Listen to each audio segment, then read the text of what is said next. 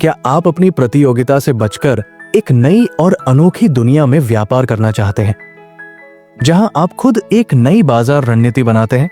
नमस्कार दोस्तों, स्वागत है आपका हमारे channel audio book summary by Devan ji पर, जहां हम आपको बेहतरीन किताबों की ऐसी गहरी और सरल समझ देते हैं जो आपकी सोच को बदल दे। आज हम लेकर आए हैं एक बेहद खास किताब, ब्लू ओशन स्ट्रैटेजी, जिसका उद्देश्य है आपके व्यवसाय को भीड़ से अलग और अनोखा बनाना। यह किताब लिखी है डब्ल्यू चं किम और रेनी मोबगनी ने, जो विश्व प्रसिद्ध बिजनेस स्ट्रेटेजिस्ट है। उन्होंने इस पुस्तक में पारंपरिक प्रतियोगिता से हटकर एक नई सोच विकसित करने का तरीका बताया है। चं किम और रेनी वर्षों तक दुनिया की बड़ी कंपनियों के साथ काम कर चुके हैं और उनका मानना है कि प्रतिस्पर्धा में उलझने के बजाय एक ऐसा बाजार खोजना चाहिए जहां आपका कोई मुकाबला न हो। ब्लू ओशन स्ट्रैटेजी एक ऐसी रणनीति पर आधारित है जो पारंपरिक प्रतियोगी बाजारों को लाल महासागर, रेड ओशन मानती है, जहां कंपनियां एक दूसरे से लड़ते झगड़ते रहती हैं और एक दूसरे को हराने की कोशिश करती है। इसके विपरीत नीला महासागर, ब्लू ओशन, एक ऐसा बाजार है जहां प्रतिस्पर्धा नहीं होती, क्योंकि आपने कुछ ऐसा बनाया है जो पहले से मौजूद ही नहीं था। इस किताब में मुख्य रूप से 4 कदम बताए गए हैं जिनकी मदद से आप एक ब्लू ओशन बना सकते हैं। चलिए इन्हें विस्तार से समझते हैं। अक्सर कंपनियां सोचती है कि अगर उन्हें बाजार में टिके रहना है तो उन्हें अपनी प्रतियोगिता से बेहतर बनना होगा। इसका मतलब है कि जो पहले से मौजूद है उसी में सुधार करते रहना। लेकिन ब्लू ओशन स्ट्रैटेजी की सबसे बड़ी सीख यही है कि अगर आप असली सफलता चाहते हैं तो आपको प्रतियोगिता से बाहर निकलकर कुछ ऐसा बनाना होगा जो पहले से मौजूद ना हो। यह रणनीति बताती है कि केवल दूसरों से बेहतर बनना ही हल नहीं है। अगर आप वही काम करेंगे जो पहले से सब कर रहे हैं तो आप एक लाल महासागर, रेड ओशन में फंस जाएंगे। एक ऐसा बाजार जहां सभी एक दूसरे से मुकाबला कर रहे होते हैं।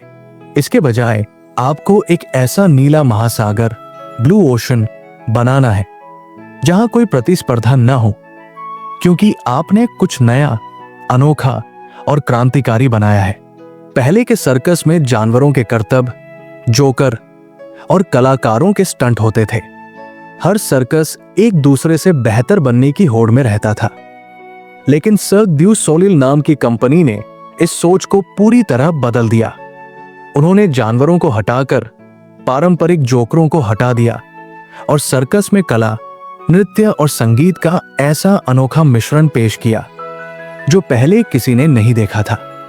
उनका यह कदम एक नीला महासागर बनाने जैसा था, क्योंकि उन्होंने एक नया बाजार तैयार किया जहां उनकी कोई सीधी प्रतियोगिता नहीं थी।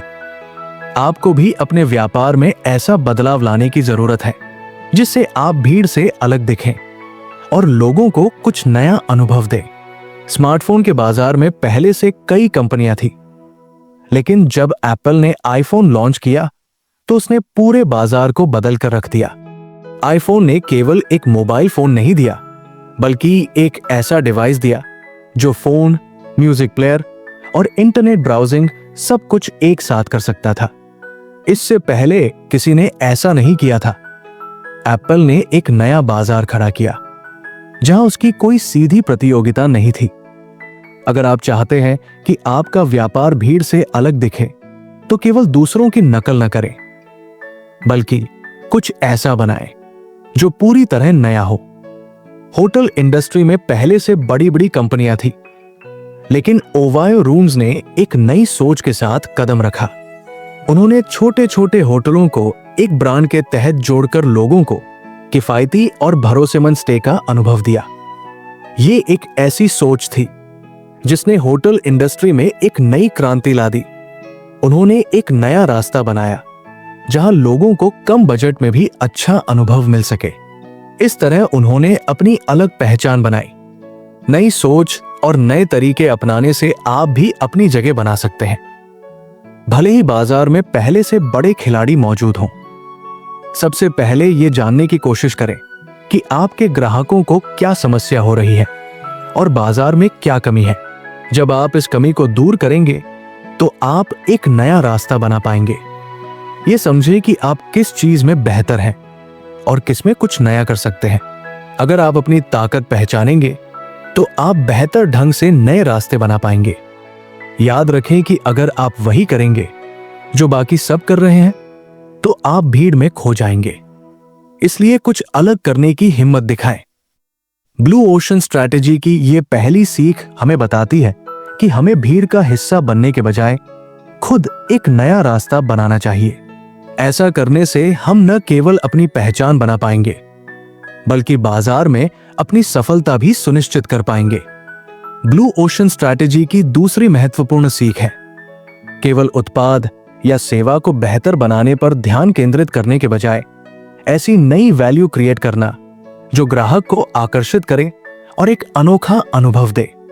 बहुत सारी कंपनियां केवल प्रतियोगिता में बने रहने के लिए अपनी कीमत घटाने या कुछ अतिरिक्त सुविधाएं देने की होड़ में लगी रहती है। लेकिन लेखक कहते हैं कि असली सफलता तब मिलती है जब आप ग्राहकों के लिए ऐसी वैल्यू बनाते हैं जो पहले से उपलब्ध नहीं है। ये वैल्यू केवल कीमत और गुणवत्ता से जुड़ी नहीं होती बल्कि एक नए अनुभव से जुड़ी होती है। जब ऑनलाइन शॉपिंग का चलन बढ़ा तब हर ई-कॉमर्स कंपनी ने कीमत कम करके और विभिन्न डिस्काउंट देकर ग्राहकों को लुभाने की कोशिश की। लेकिन Amazon ने सिर्फ कीमत और छूट पर ध्यान देने के बजाय ग्राहकों के लिए एक नई वैल्यू बनाई, वन क्लिक ऑर्डर फीचर। इस फीचर से ग्राहक बिना बार बार जानकारी भरे एक ही क्लिक में अपना ऑर्डर दे सकते थे। यह सुविधा ग्राहकों के लिए एक बड़ा बदलाव था जिससे उनका शॉपिंग अनुभव बेहतर हो गया। ग्राहकों के लिए नई वैल्यू बनाने का मतलब है उन्हें ऐसी सुविधा देना जो उनके जीवन को आसान बना दे और जिससे वे आपके ब्रांड से जुड़ाव महसूस करें। जब फूड डिलीवरी एप्स की बात आती थी तो हर कंपनी का मुख्य फोकस सस्ते में खाना पहुंचाने पर था। लेकिन Zomato ने एक अलग सोच के साथ ग्राहकों के लिए नई वैल्यू क्रिएट की। उन्होंने रियल टाइम ट्रैकिंग फीचर शुरू किया जिससे ग्राहक ये देख सकते थे कि उनका खाना कहां तक पहुंचा है और कितनी देर में डिलीवर होगा। यह सुविधा ग्राहकों के लिए नई और अनोखी थी जिसने Zomato को प्रतियोगिता से अलग पहचान दिलाई। नई वैल्यू बनाने का मतलब ये नहीं है कि आप सिर्फ कम कीमत दें बल्कि ऐसा अनुभव दें जो ग्राहक को कहीं और न मिले। कार कंपनियां आमतौर पर अपनी गाड़ियों की गुणवत्ता और कीमत पर प्रतिस्पर्धा करती थी, लेकिन टेस्ला ने ग्राहकों के लिए एक नई वैल्यू बनाई, ऑटोमेटिक सॉफ्टवेयर अपडेट्स। पहली बार ग्राहकों ने ऐसा अनुभव किया कि उनकी गाड़ी समय समय पर अपडेट होकर और बेहतर हो जाती है, जैसे कोई स्मार्टफोन। इससे टेस्ला की गाड़ियां न केवल तकनीकी रूप से बेहतर हो गई बल्कि ग्राहकों को भी एक अनोखा अनुभव मिला। ग्राहकों को ऐसा अनुभव दे जो उन्हें लगातार कुछ नया और बेहतर महसूस कराए। हर ग्राहक की अलग अलग जरूरतें होती हैं। अगर आप उनकी समस्या को गहराई से समझेंगे तो आप उनके लिए नई वैल्यू बना सकते हैं। उदाहरण, अगर आप एक रेस्टोरेंट चला रहे हैं और आपके ग्राहकों को खाने के इंतजार में दिक्कत हो रही है तो आप एक प्री बुकिंग सिस्टम शुरू कर सकते हैं जिससे ग्राहक पहले से अपना ऑर्डर दे सके। केवल उत्पाद देने से बात नहीं बनती बल्कि ग्राहकों को एक बेहतरीन अनुभव देना भी जरूरी है। उदाहरण, अगर आप एक कपड़ों का ब्रांड हैं तो आप ग्राहकों के लिए एक फिट गारंटी सेवा शुरू कर सकते हैं जिससे वे बिना किसी झंझट के अपने कपड़े बदल सकें। अगर आप बाजार में कुछ ऐसा पेश करेंगे जो पहले से नहीं है तो ग्राहक आपकी ओर जरूर आकर्षित होंगे। उदाहरण, कई ऑनलाइन एजुकेशन प्लेटफॉर्म केवल वीडियो कोर्सेज देते थे, लेकिन जब मास्टर क्लास ने दुनिया के बेहतरीन विशेषज्ञों को लाकर एक इंटरैक्टिव लर्निंग अनुभव दिया तो ये ग्राहकों के लिए एक नई वैल्यू बन गई। ग्राहकों के लिए नई वैल्यू बनाना सिर्फ बेहतर उत्पाद देने तक सीमित नहीं है। इसका मतलब है ग्राहकों के लिए एक ऐसा अनुभव तैयार करना जो उन्हें कहीं और न मिले। अगर आप भी अपने बिजनेस में नई वैल्यू क्रिएट करेंगे तो आप अपनी एक अलग पहचान बना पाएंगे और प्रतियोगिता से बाहर निकलकर खुद का एक ब्लू ओशन तैयार कर पाएंगे। ब्लू ओशन स्ट्रैटेजी का तीसरा महत्वपूर्ण पहलू यह है कि आपको सिर्फ नई वैल्यू क्रिएट करने पर ध्यान नहीं देना है, बल्कि अपनी लागत को भी कम करना है। अक्सर ऐसा माना जाता है कि अगर आप कुछ नया या बेहतर बनाते हैं तो आपकी लागत बढ़ जाती है, लेकिन इस रणनीति में बताया गया है कि सही तरीके से इनोवेशन करके आप अपनी लागत घटा सकते हैं और ग्राहकों को बेहतर अनुभव भी दे सकते हैं। पारंपरिक एयरलाइंस हमेशा ज्यादा सुविधाएं देने के नाम पर टिकट की कीमत बढ़ा देती थी, लेकिन साउथवेस्ट एयरलाइंस ने इस सोच को बदलते हुए एक अनोखा मॉडल अपनाया। उन्होंने कम लागत पर इनोवेशन किया, जहां यात्रियों को कम कीमत में यात्रा का मौका मिला। कैसे किया? उन्होंने यात्रियों के लिए मील्स जैसी महंगी सुविधाएं हटाई और केवल छोटी दूरी की उड़ानों पर ध्यान केंद्रित किया। साथ ही उन्होंने एयरपोर्ट पर कम समय में उड़ान भरने और उतरने का सिस्टम विकसित किया, जिससे समय और पैसे दोनों की बचत हुई। अगर आप अपने बिजनेस में गैर जरूरी खर्चों को हटा सकते हैं और प्रक्रिया को सरल बना सकते हैं, तो आप अपनी लागत घटाकर भी ग्राहकों के लिए नई वैल्यू बना सकते हैं। आइकिया ने फर्नीचर इंडस्ट्री में क्रांति ला दी। पहले लोग महंगे और भारी भरकम फर्नीचर खरीदते थे, जिसे शिफ्ट करना भी मुश्किल होता था। लेकिन आइकिया ने एक नया आइडिया पेश किया, do it yourself DIY furniture. IKEA ने लागत घटाने के लिए यह तरीका अपनाया कि ग्राहक खुद अपने फर्नीचर को असेंबल करें। इससे फर्नीचर की कीमत भी कम हुई और ग्राहकों को एक अलग अनुभव भी मिला। कंपनी ने उत्पादन और शिपिंग लागत घटाई, लेकिन इनोवेशन के जरिए ग्राहकों को नई वैल्यू दी। आपके बिजनेस में भी अगर आप कुछ प्रक्रियाओं को ग्राहकों के हाथ में देकर उन्हें एक अनोखा अनुभव दे, तो आपकी लागत भी घटेगी और ग्राहक संतुष्ट भी रहेंगे। जब रिलायंस जियो भारत में लॉन्च हुआ, तब बाकी टेलीकॉम कंपनियां महज डेटा प्लान्स के साथ ग्राहकों को सीमित सुविधाएं दे रही थी। जियो ने इनोवेशन करते हुए अपनी लागत घटाई और ग्राहकों को मुफ्त डेटा और सस्ते प्लान्स देने की शुरुआत की। उन्होंने अपना खुद का नेटवर्क सेटअप किया, जिसमें लेटेस्ट तकनीक का इस्तेमाल हुआ। इससे उन्हें ऑपरेशनल लागत में भारी कमी आई। ग्राहकों के लिए नई वैल्यू बनाई गई, सस्ता डेटा और बेहतर नेटवर्क। अगर आप नई तकनीक और स्मार्ट प्रक्रियाओं का इस्तेमाल करके लागत घटाते हैं, तो आप बाजार में अपनी मजबूत स्थिति बना सकते हैं। सबसे पहले अपने बिजनेस में ऐसे खर्चों को ढूंढें जो ग्राहकों के लिए ज्यादा मायने नहीं रखते। उदाहरण, अगर आप एक होटल चला रहे हैं और आपको लगता है कि मुफ्त में हर रूम में कई प्रकार के स्नैक्स देना जरूरी नहीं है, तो आप केवल सीमित विकल्प देकर अपनी लागत घटा सकते हैं। कई बार जटिल प्रक्रियाएं भी लागत बढ़ा देती है। अगर आप अपनी प्रक्रिया को सरल और तेज बना सकते हैं, तो यह आपकी लागत को कम करने में मदद करेगा। उदाहरण, अगर आप एक मैन्युफैक्चरिंग कंपनी है, तो ऑटोमेशन की मदद से अपनी उत्पादन प्रक्रिया को तेज और सटीक बना सकते हैं। कुछ प्रक्रियाओं में ग्राहकों को शामिल करके भी आप लागत घटा सकते हैं। उदाहरण, कई कंपनियां ग्राहकों को ऑनलाइन ऑर्डर कस्टमाइज करने की सुविधा देती है, जिससे उन्हें कम स्टाफ की जरूरत पड़ती है और ग्राहकों को भी संतुष्टि मिलती है। लागत घटाकर इनोवेशन बढ़ाना एक ऐसी रणनीति है जो आपको बाजार में बाकी प्रतियोगियों से आगे ले जाती है। अगर आप अनावश्यक खर्चों को हटाकर नई प्रक्रियाएं अपनाकर और स्मार्ट तरीके से काम करके अपने ग्राहकों को बेहतर वैल्यू दे सकते हैं, तो आप एक मजबूत और टिकाऊ बिजनेस खड़ा कर सकते हैं। ब्लू ओशन स्ट्रैटेजी हमें सिखाती है कि सही इनोवेशन के जरिए हम न केवल अपनी लागत घटा सकते हैं, बल्कि ग्राहकों के लिए ऐसी नई वैल्यू भी बना सकते हैं जो उन्हें लंबे समय तक याद रहे। ब्लू ओशन स्ट्रैटेजी की चौथी और सबसे महत्वपूर्ण सीख यह है कि सफलता सिर्फ एक बार हासिल करना ही काफी नहीं है। असली चुनौती इसे लंबे समय तक बनाए रखने की होती है।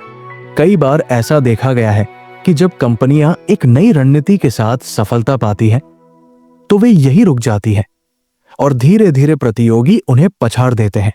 इसीलिए लेखक जोर देते हैं कि किसी भी बिजनेस को अपनी सफलता को बनाए रखने के लिए लगातार इनोवेशन और वैल्यू क्रिएशन करते रहना चाहिए। एप्पल जब पहली बार मार्केट में आया तो उसने आईपॉड, आईफोन और मैक जैसे प्रोडक्ट्स के जरिए क्रांति ला दी। इन प्रोडक्ट्स की सफलता ने एप्पल को एक नई ऊंचाई पर पहुंचाया। लेकिन एप्पल यही नहीं रुका। उसने अपनी सफलता को बनाए रखने के लिए लगातार नई तकनीक और डिजाइन पर काम किया। हर कुछ साल में नए फीचर्स के साथ आईफोन के नए मॉडल्स आते रहे, जिसने ग्राहकों को एप्पल से जोड़े रखा। यही कारण है कि आज भी एप्पल अपनी प्रीमियम ब्रांड पहचान को बनाए रखने में सफल है। अगर आप अपनी सफलता को बनाए रखना चाहते हैं तो लगातार अपने प्रोडक्ट्स और सर्विसेज में कुछ नया जोड़ते रहिए। शुरुआत में नेटफ्लिक्स एक डीवीडी रेंटल कंपनी थी, लेकिन जैसे ही डिजिटल स्ट्रीमिंग का दौर शुरू हुआ, नेटफ्लिक्स ने खुद को समय के साथ बदला। उसने सिर्फ स्ट्रीमिंग शुरू नहीं की, बल्कि अपने प्लेटफॉर्म पर ओरिजिनल कंटेंट लाकर एक नई वैल्यू क्रिएट की। अगर नेटफ्लिक्स सिर्फ डीवीडी रेंटल तक ही सीमित रहता तो शायद वो बाजार से गायब हो चुका होता। लेकिन लगातार इनोवेशन की वजह से आज वो दुनिया की सबसे बड़ी एंटरटेनमेंट कंपनी में से एक है। अपनी सफलता को बनाए रखने के लिए समय के साथ बदलते रहना और नए ट्रेंड्स को अपनाना बेहद जरूरी है। अमूल भारत में डेयरी प्रोडक्ट्स की सबसे बड़ी कंपनी है। 1950 के दशक में जब इसकी शुरुआत हुई थी, तब ये एक सहकारी संस्था के रूप में काम करती थी। अमूल ने अपनी सफलता को बनाए रखने के लिए लगातार नए प्रोडक्ट्स लॉन्च किए, जैसे अमूल बटर, अमूल आइसक्रीम और अमूल चीज। यहां खास बात यह रही कि उन्होंने न सिर्फ नए प्रोडक्ट्स लॉन्च किए, बल्कि ग्राहकों के बदलते स्वाद और जरूरतों को ध्यान में रखकर वैल्यू क्रिएट की। अगर आप ग्राहकों की बदलती जरूरतों को समझेंगे और उनके अनुसार इनोवेशन करेंगे तो आप लंबे समय तक सफल बने रह सकते हैं। बाजार लगातार बदलता रहता है। अगर आप समय पर बदलते ट्रेंड्स को पहचानेंगे और उन्हें अपनाएंगे तो आप हमेशा आगे रहेंगे। उदाहरण, अगर आप एक फैशन ब्रांड चला रहे हैं तो बदलते फैशन ट्रेंड्स के अनुसार अपने प्रोडक्ट्स में बदलाव लाएं। ग्राहकों से लगातार फीडबैक लेकर आप ये समझ सकते हैं कि आपके प्रोडक्ट्स में और क्या सुधार हो सकते हैं। उदाहरण, अगर आप एक रेस्टोरेंट चला रहे हैं तो ग्राहकों से नियमित रूप से उनका अनुभव पूछें और उस आधार पर अपनी सर्विस में सुधार करें। सिर्फ लीडर का इनोवेटिव होना काफी नहीं है, पूरी टीम को नए आइडियाज लाने के लिए प्रेरित करना जरूरी है। उदाहरण, गूगल जैसी कंपनियां अपने कर्मचारियों को 20% समय ऐसे प्रोजेक्ट्स पर काम करने के लिए देती है जिनमें वे खुद रुचि रखते हैं। इससे कई नए आइडियाज और प्रोडक्ट सामने आते हैं। कभी कभी अपने पूरे बिजनेस मॉडल को बदलना भी जरूरी हो जाता है। उदाहरण, टाटा मोटर्स ने अपने बिजनेस मॉडल को बदलते हुए इलेक्ट्रिक गाड़ियों की ओर रुख किया, जिससे उन्हें भविष्य के बाजार में एक मजबूत स्थिति मिल सकी। अपनी सफलता को बनाए रखना किसी भी बिजनेस के लिए एक बड़ी चुनौती है। ब्लू ओशन स्ट्रैटेजी हमें यह सिखाती है कि सफलता पाने के बाद भी रुकना नहीं चाहिए।